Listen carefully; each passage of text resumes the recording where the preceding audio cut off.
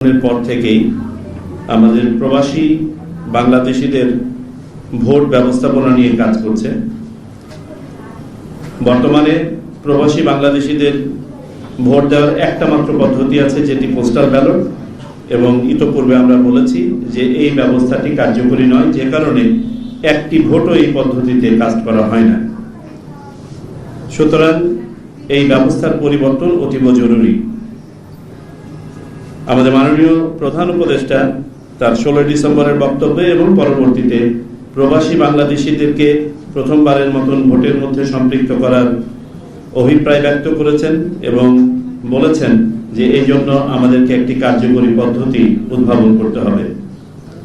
নির্বাচন কমিশনও এই প্রত্যাশাটাকে ধারণ করে প্রথমবারের মতো প্রবাসী বাংলাদেশিদের ভোটের আওতায় আনার জন্য বিভিন্ন পদ্ধতি নিয়ে গবেষণা করেছে।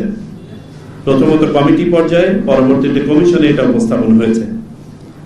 পৃথিবীর বিভিন্ন দেশে যেসব প্রচলিত পদ্ধতি আছে, আমরা অন্ততপক্ষে 115টি দেশে প্রচলিত পদ্ধতি, যারা গণতান্ত্রিক দেশ, 178টি গণতান্ত্রিক দেশ নিয়ে আমরা স্টাডি করে দেখেছি।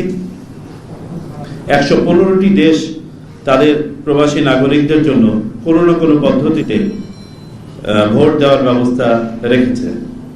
আমরা এই পদ্ধতিগুলো শর্টলিস্ট করতে গিয়ে দেখেছি সবচেয়ে প্রেফার্ড পদ্ধতি, সবচেয়ে অনুসৃত পদ্ধতি হচ্ছে ব্যক্তিগতভাবে কোনো একটা কনসুলেটে হাজির হয়ে ভোট দেয়া। তারপরে আছে পোস্টাল ব্যালট। এছাড়াও অন্যান্য 2-3টি পদ্ধতি আছে, তার মধ্যে অন্যতম হচ্ছে অনলাইন ভোটিং এবং প্রক্সি ভোটিং। বাংলাদেশের যে প্রবাসীরা আছেন তাদের বিস্তৃতি এবং অবস্থান জনিত কারণে এই বাস্তবতায় এমবাসিতে বা কনসুলেটে হাজির হয়ে ভোট দেওয়ার সম্ভাবনাটা আমাদের জন্য সীমিত, যে কারণে আমরা কমিশন 3টি পদ্ধতিকে প্রাথমিকভাবে শর্টলিস্ট করেছি। এই 3টি পদ্ধতি হচ্ছে পোস্টাল ব্যালট, যেটি আমাদের অ্যাভেলেবল সময়ের মধ্যে সম্পন্ন করা সম্ভব, 2 অনলাইন ভোটিং, 3 প্রক্সি ভোটিং। যেহেতু এই 3টি পদ্ধতি 3টিরই কিছু কিছু সীমাবদ্ধতা আছে, আবার 3টিরই কিছু কিছু স্ট্রেংথ আছে।